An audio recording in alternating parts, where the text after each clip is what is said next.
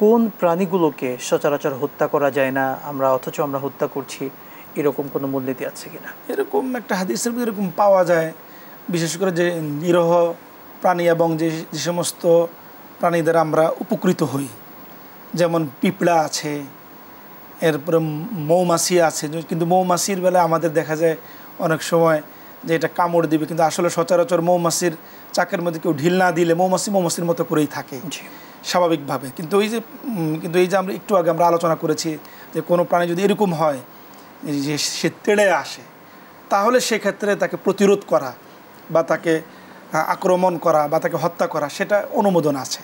তো এটা পিঁপড়ার বেলায়ও আছে। কিন্তু যদি পিঁপড়া যদি স্বাভাবিক অবস্থা সাধারণত যদি জ্বালাতন না করে, কাউকে না করে, এরকম মৌমাছি যে যার থেকে যারা বিভিন্ন ফুল থেকে মধু সংগ্রহ করে এবং এই মধুর দ্বারা মানুষ উপকৃত হয়, এমনিভাবে হুদহুদ পাখির কথাও পাওয়া যায়। মধুর ব্যাপারে তো আমরা সরাসরি আয়াত পাচ্ছি, এবং মৌমাছির ব্যাপারে নাহাল নামে একটা সূরা কিন্তু আছে, ইয়াখরুজু মিন বুতুনিহা শারাবুম মুখতালিফুন আলওয়ানুহু ফীহি শিফাউল লিন-নাস।